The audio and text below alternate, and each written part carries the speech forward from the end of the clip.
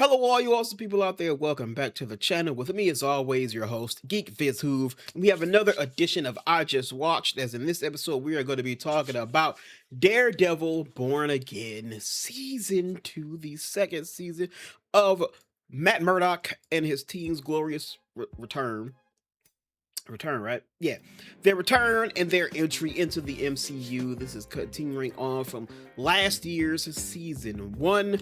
So what did I think about the season? What did I think about it? What are my thoughts? Did I enjoy it? Did I not? We'll find all that out on this episode right here today. In the meantime, if you don't know, I just watched. I just give what I liked, what I didn't like, general overviews and all that knowledge. Spoiler heavy here. I'm just saying that right now. Probably a pretty spoiler heavy thing here. So if you have not watched the show already, or if you don't, if you care about spoilers, you can go ahead and click off. The video will still be here, and you can come back and watch when you finish the season. If you've already watched it or you don't really care too much for spoilers, then hey, stick around and we can discuss the show. So as usual on these things, I'm going to give my general overview and then I'll go into story and plot very quickly, important elements, things, that also play a role in this season, but I didn't didn't really talk about them too much in the plot and story elements. I'll talk about what I liked, what I didn't like, and then of course we will go into like things like future of the franchise, any additional notes, and then of course I will give my final thoughts and a wrap up at the very end. Headphones up, so I feel like I ain't really hearing what I'm saying. Ain't really hearing the background music in this. But anyway, so that's everything there. If you haven't already, check out the I Just Played, where I talk about my thoughts on Pragmata, which I'm currently playing. And then after this, I believe The Boys is up next. I decided I'm going to watch Punisher One Last Kill, probably a little bit closer to Spider-Man's brand new day release, as Frank is gonna appear in that. So I feel like One Last Kill will sort of at least be a good bridge between this and that, as it'll kind of showcase what he did after season 1 of Born Again, and also probably show where he was either during or slightly after or before the events of this season of Born Again. And then of course, like I say, he's gonna be in the movie, so it'll be a good time to sort of revisit him before we get to his next section in the movie. But yeah, so that's everything we're gonna be talking about. So let's go ahead and just get right into this little I just watched Daredevil Born Again. Alright, so Daredevil Born Again Season 2 was released on March 24th. It aired between that to May 5th, 2026. It is available on Disney Plus. The showrunners for the series are Dario Scardapane and Chris Ord. The series was directed by Justin Benson, Aaron Moorhead, Angela Barnes, Ian B. McDonald, and Sloven Niam. And the series stars Charlie Cox, Vincent D'Onofrio, Deborah Ann Wool. I literally just found out her last name is Wool, not Wolf. It's a Deborah Ann Wool, Margarita Leviev,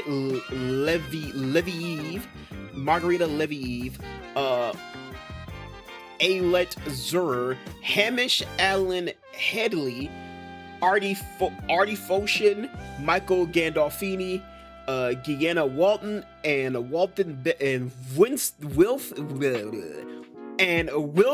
Bethel, and Matthew Lillard. That was I don't know why I stumbled so much on one of the most simple names in there, but I did. Moving on. So, the story and plot of Daredevil Born Again Season 2. In the show, we find Matt and Karen are now public enemy number 1 in this season. Number 1 and number 2. Trying any and all angles to oppose Wilson Fisk and his anti-vigilante task force. But just as Fisk tightens his fists more and more, the city begins to fight back. New York itself sits on the verge of exploding, and as always, Matt and Wilson find themselves in the middle on opposing sides. So that's kind of a general overview of the season. Let's kind of talk about some of the more important elements that happen within this season of the show. The Northern Star, not only is it the episode of the name of the first episode of the season, it also plays a pretty important role. It is a shipping boat that Fisk is using at the Freeport in order to bring in illegal guns and weapons. Daredevil infiltrates the boat, and when he does, the ship is sabotaged to sink by the captain and co-captain. But unfortunately, the boat does not fully sink. Instead, it kind of capsizes and just kind of, is upright in the river at the dock.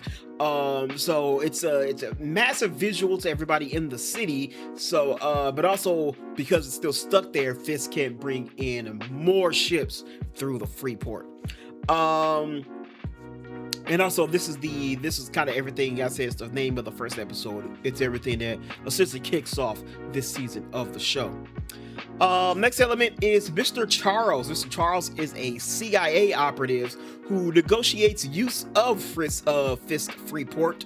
They are played amazingly by Matthew Lillard, who I will say again is on a very impressive role as of late. Got this role in Marvel. He just been announced that he's going to be appearing on DC as well in Superman Man of Tomorrow in an unspecified role. We also talked about he's even going back to Scooby-Doo for a little bit. He's going to be voicing Shaggy in that Scooby-Doo anime that they making. Then of course he also made his return to Scream in the last Scream movie. So hey, Matthew Lillard is on a roll. All right, next little element, we got to talk about BB and Daniel. From when we left them off of last season, Daniel kind of found out that BB was sort of using him for shit, but he kind of got her on, to play nice and sort of be a propaganda machine for Fisk. But the two are still friends, but BB is now forced to be a little bit more discreet in her work as she is still opposing Fisk. She secretly begins a Fisk smear campaign, which she dresses as him and named him Mayor Kingpin. It's these little social media videos she drops online anonymously. Daniel is tasked to find the origin of this, and he eventually discovers that it is BB, and she has been stealing information from him, unbeknownst to him. But Fisk enforcer Buck wants him to turn her over to him, and he does it. BB, in a very last moment of realization and a little heroism, Daniel allows BB to leave and go on the run as he faces Buck on his own. But unfortunately, Daniel does not walk away from that encounter with Buck. Also, I guess too, I didn't write it down, but I guess also in a very small another thing too, Buck and Daniel also kind of work a little bit closer this season as well. Sort of meant to be kind of Daniel's initiation process. Buck works a little bit more closely with him. Sort of brings him into the more the more dangerous, dirty side of what Fisk side does. Including getting rid of a body. But yeah, they have a little thing here. Their friendship kind of blossoms a little bit here. Unfortunately, it doesn't end on good terms, as I just said. Next element is Bullseye. Bullseye is still on the loose in this season, killing AVTF troopers. That's the anti-vigilante task force. He has this weird view. His view is the only way to balance him killing Foggy last season is for him to also kill Vanessa here around too. He acts as sort of a big massive trial of forgiveness for Matt, a big moral dilemma for Matt in this season, while continuously being a thorn in Fisk's side as well. I will say another element in a very meta way, in a very meta reflection of some real world things going on right now. The AVTF is taking people off the streets, making them disappear without any due process or any, reaching out to family members. This is the largest issue that the New Yorkers have with Fisk and its task force, and it's kind of acts as the main reason why they start to fight back against this. Mostly shown in more of the youth in the show, really showcased from White Tiger's niece from last season. She comes back around this season too. Angela, is that her name? I think that's her name. Cause I think that's her name. Yeah. Shown with her too, as she and a lot of other young people are also going up against Fist for these exact reasons. And then another element I want to talk about is Heather and Buck, not just Buck and Daniel, but Heather and Buck as well. It seems they're starting something this season. Heather is the doctor is really going through it this season. She's like lying on the psyche eval of some of Fisk's more high end prisoners that he's taking to court for assisting vigilantes, but she's lying on the psyche evals, making them all seem crazy and shit. Yeah, making them seem crazy. All the whole while, she herself is also kind of going crazy and losing a little bit. Seeing Muse everywhere she goes, she sees Muse. But she and Buck begin to start a little something. Just as she's losing it. So it's a little something there. It doesn't go fully into it this season, but I think they kind of clearly teasing some things for next season. It also seems like they might be teasing the fact that she might end up actually adopting the Muse alter ego next season as well. So we're gonna have to wait next season to find that out. All right, but that's all the important notes and shit there. I think there's anything I didn't write down that also might be important. I don't think so. I think that was it. I guess I'll talk about how it ended. The season ends. Pretty good status quo change at the end of the season. It ends with Fisk agreeing to leave New York. So he's gone from New York. He's, I don't know, on a beach somewhere. And it ends with Matt in prison. Well, I guess I did say this was gonna be spoiler heavy, so I guess I can. I didn't write them down because I think I was still like, I don't know if I want to spoil too much, but I did say this is gonna be spoiler heavy, so I guess we'll talk about it.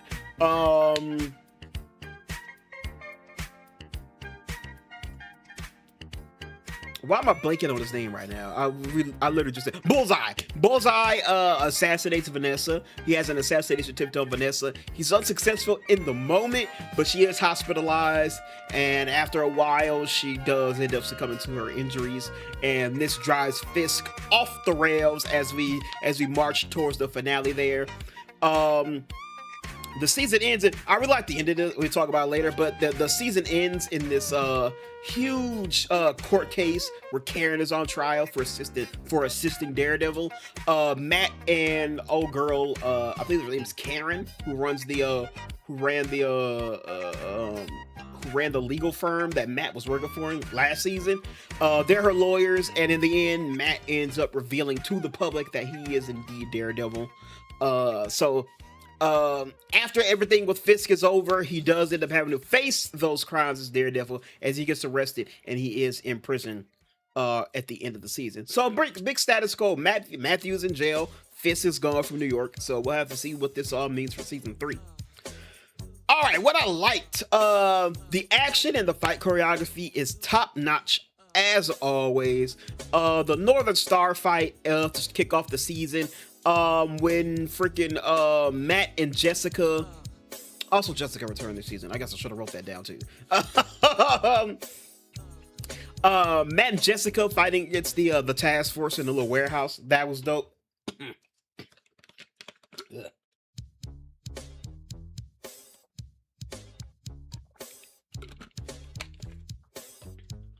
So yeah, that was cool.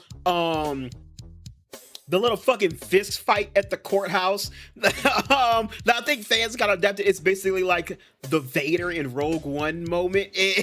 Just for Fisk in his courthouse, fight these regular ass people who have no idea what they're stepping into. When the task force raids Josie's bar looking for Matt and Karen, all of that was great. Just some really super dope fight choreography here. No surprise. I think it's kind of to be expected. Another thing I like, there was some interesting like camera work and cinematography here in this season. They bring back the little aspect ratio change when Matt uses his powers for when he hones in on a sound or something. That was good. There's also some really cool uses of like light and God rays this season as well. Although that was all really just some very interesting things that they brought in here. Again, the courthouse thing, the with how they use the lighting for that. When Matt and Jessica are fighting task force guys, and I think they're in the lower levels, higher, I don't know, but when they were fighting them, the light was like it was like a red light. But then when Fist was fighting protesters in the halls, it was a white light. All was just some like really cool, interesting lighting decisions here that I appreciate. I enjoy. Another thing, Jessica Jones. Kristen Ritter returns as Jessica Jones in this season. It's just so good to see her again. The fact that it's the two of them who kicked off that Marvel Netflix TV thing way back, and now she's back in the show. I do feel like as they sort of were bringing the Marvel Netflix TV stuff back into not back, but bringing it into the MCU proper.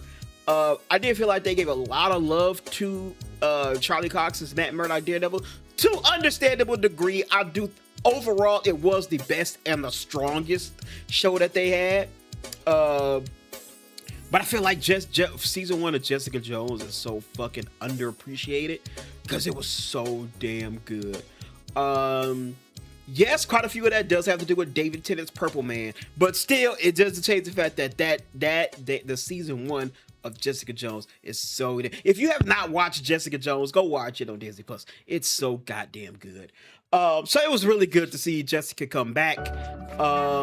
Small little fucking cameo from Mike Coulter's Luke Cage too. At the very end of the show, I remember when he popped up, I was like, oh, they just teasing him. He was like in a doorway, super silhouetted and dark, so you couldn't see his face. I was like, oh shit, they got a little Luke Cage cameo here. I was like, but they ain't bring Mike Coulter here. It was just some dude. They'll stay in there and we gonna cut away. Like, oh, okay, but that was cool that they teased Luke Cage. But then no, that nigga walked in the room and it actually was Mike Coulter. I was like, oh shit, they actually got it back for this a little bit here. So I thought that was pretty cool. Also, very weirdly, I did really kind of like that episode where Vanessa was hospitalized. It was kind of a more slower, more kind of like a revisiting episode. We kind of brought back. I liked it, but that is kind of the reason I liked it. It was like a flashback episode. It kind of went back to things prior to like season 1 of Daredevil, but it was really cool. It kind of showed that Buck was always kind of, what was it called actually? It was called it's the shit Bullseye was spewing the whole fucking time. The Great Game or some shit like that. I'm looking at it right now. It was the Grand Design. That's the name of the episode. I like that episode. It went back to like pre-season 1 Daredevil shit, which I can appreciate because again, this show it's sort of like a revitalizing of the franchise from back when it was at Netflix. But yeah, it was cool. We saw Wesley from season 1 of Daredevil again. Eldon Henson as Foggy, he came back. We saw that Buck also had a connection to Fisk even way back then before he was even actually introduced in the show. But that was all just some really cool stuff. I really did like that episode. I think it was a pretty cool episode. No, not Grand Design. Because the glove off was whatever. I don't know, nigga. But it was just a really dope episode. Maybe it wasn't when she was in the hospital. Maybe it was a different thing. But just whatever episode that was that had a bunch of flashbacks and shit to like pre-season 1 Daredevil stuff. I really liked that episode. All right, what I didn't like, I will say though, it was nice to have. I didn't really like how the whole Bullseye Daredevil conflict ended. Like I get the whole like forgiveness thing, but I feel like it didn't have like to me at least, didn't have like a satisfying cap end onto it. It just kind of happened, and it was like, all right, cool, we can move on. But I mean, like, that maybe a little nitpicky, but that was just me. I just kind of didn't like how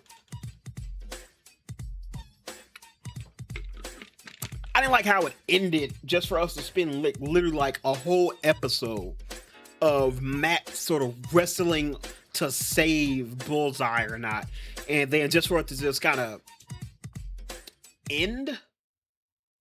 You know, he saves them and shit, but then just kind of like, you know, it just ends. You know what I mean? Like, you know, I feel like nothing was gained from either individual, even though we went through all this. You know what I mean? So I just kind of didn't like how it ended. Another thing I didn't like, they teased this whole thing at the end of last season that, you know, Matt and Karen were going to have this big network of people, and they were all going to be working together. You know, fucking underground fighting force type shit. But it very much didn't feel like that. It was legitimately just Matt and Karen the whole time. Cherry barely appeared. Was this the season where Cherry? No, that was season 1, right? Where Cherry has a little heart attack. That was last season, wasn't it? Oh, excuse me. Was that this season? I can't remember. I'm getting my shit all screwed up and shit. But yeah, I just didn't. It was Matt and Karen. Granted, they were helping people. So they did have allies in the sense that they were helping and assisting people. But it never really felt like anybody else was really kind of doing something. Old girl was helping. Angela, the little kid, White Tiger's niece, she was actually helping and doing some things. They had an episode dedicated to her actually doing it. BB, because BB was also in contact with Karen. She was doing her thing. But besides that, I feel like nobody else was really doing shit. Even Jessica only got involved because Mr. Charles, Matthew Lillard's character, has some people go after her, so she was trying to figure out like, hey, what the fuck is going on? She has a daughter too, by the way. She has her daughter. She's like, what the fuck is going on? I'm trying to raise my daughter, and I got these people, trying to pull out a hit on me in my own damn house. So I just kind of didn't feel the whole, underground fighting force network. Even like the whole like rebellion was just like regular ass New Yorkers, which I guess is kind of cool, but still just kind of like, yeah, man, you know what I mean? It was just the two of them doing shit. The whole rest of the team wasn't really doing much of anything. Even the old cop, even fucking I don't remember her name. The fucking Daredevil's Renee Montoya, whoever the hell she was.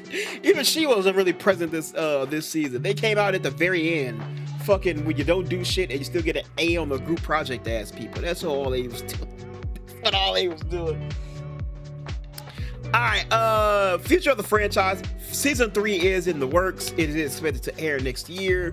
I pull it up on the news drop, but we did see images of Finn Jones and Mike Coulter, who are going to be a part of season 3, it seems like.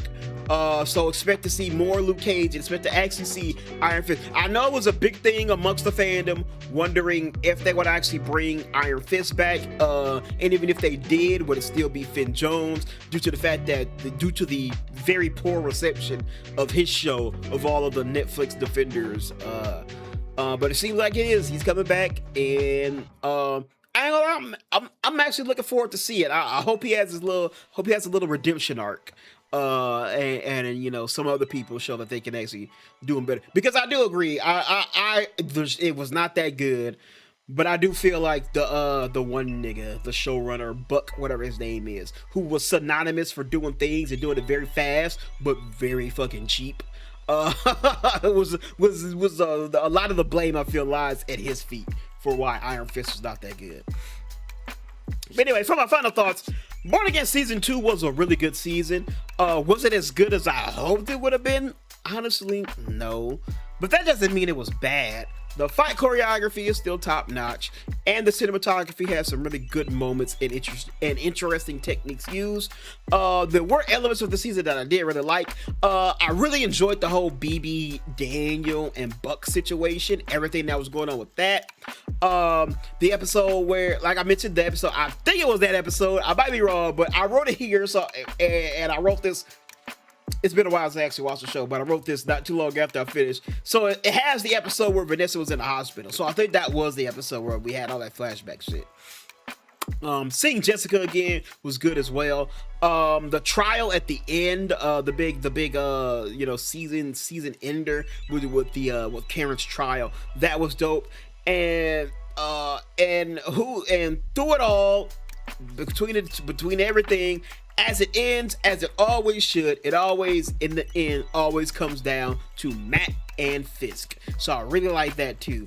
All of that dope shit. Were some things I didn't like. I feel like Bullseye's role, even though it started strong, I feel like it kind of patterned out towards the end, and I feel like they kind of didn't really know what to do with him once they got there. The Buck Heather thing, though, was kind of more of like a teasy thing. I would have preferred for us to go fully on into it. Still, I would have preferred of us to fully go into it as opposed to slightly teasing it. But we'll see how it goes next season. Overall, I think the season was entertaining and does end on, of course, the changing of the status quo, Fisk being out of New York, Matt being locked up, and his identity revealed. It kind of leaves it does leave the door open for some very interesting things to happen next season. But overall, this season does have a really slow burn to it, and I think that's to its own detriment. I don't know, you know how in music you hear a good song, especially like dubstep, you get a good song and you're just waiting for like that beat to drop and really hit and really kind of kick the fucking song off. I feel like Born Again season 2 really felt like that for a majority of the season. It is the Grand Design. The Grand Design is the name of the episode. My dumbass didn't notice that they have it in descending order. So the top is not the first episode. That's in the last episode. But the Grand Design is the name of it because it comes after the Gloves Off episode. By the way, things I didn't like. What the fuck was that shit anyway? Like, what the fuck was this whole thing of Fisk as the mayor taking part in some random ass boxing match? They never explain. Like, I think they do say it was for like to raise charity or something, but they never explain like why they went with a boxing match, who the fuck this nigga's opponent was. It was just so fucking weird and out there. But yeah, the name of the episode is The Grand Design. But I just felt like it just took a while to get there. It wasn't until like maybe we got to like episode 6, I feel like, is when things kind of really started to get going. Even I might even say episode 7 is kind of when shit kind of really started to pick up in the season. Everything else was just very slow burn. I appreciate a slow burn, but something needed to happen between episodes 1 and maybe 6 to really like do it. Maybe they expected the whole Bullseye assassination on Vanessa to be it, but I felt like he was saying that shit the whole time. And I mean, they made it his mission from the jump. So the fact that he was doing it kind of didn't really feel like it was truly the thing for me. But anyway, those are my thoughts on Daredevil Born Again season 2. Again, a very entertaining season. Not my favorite. Again, maybe to my own detriment, because I know season 1 had the issue of sort of being restructured and refinangled. It was a different creative team was brought in. They scrapped a lot of the stuff they originally did with the first creative team, brought in a new one, tried to make it a little bit more closer to what they were doing on the Netflix side. So that one did kind of have its ups and downs, weird ebbs and flows. So I figured with this creative team having a full season to do their thing, I was like, all right. I even said it when I saw the trailer. I was like, okay, they're gonna be showing their ass in this one. This is gonna be a good season. And just, it was okay. It was just okay. So, they may be a little too much, building up for me, myself. But hey, it is what it is. That's what I think. But anyway, that's what I think of Daredevil Born Again Season 2. What did you think? Let me know in the comments down below. What did you like? What you didn't like? You agree with what I say? You disagree with some things? Let me know down in the comments below. Anyway, we are ever closer to finishing up this crazy ass string of TV shows we had for quite a while. Up next, we got The Boys' 5th and final season. I'm going to be talking about that. These were supposed to drop during the week, but lo and behold, a fucking Spider-Man trailer. The Spider-Man trailer dropped today. Also, my 20-minute nap turned into about a good hour and a half nap. Y'all know how that shit go. You get off. So of course, it's a little later than I would have wanted to. So these might end up dropping over the weekend, which is fine because it means I'll drop Spider-Man reaction will come in the middle of the week. So watch out for The Boys' 5th and final season. I just watched coming after this one. Check out my thing of Invincible. We watched that one as well. I feel like there was another show that was on at the same time too that came before Invincible, but it's blanking in my mind right now. But yeah, so feel free to check out all that stuff. In the meantime, everybody, thank you all so much for watching. I very much appreciate it. Like, comment, subscribe, all that good YouTube bullshit. And until next time, everybody, always remember to stay watching, stay playing, stay awesome, and most importantly, to stay safe out there. Until next time, everybody, I will talk to you all later. Deuces.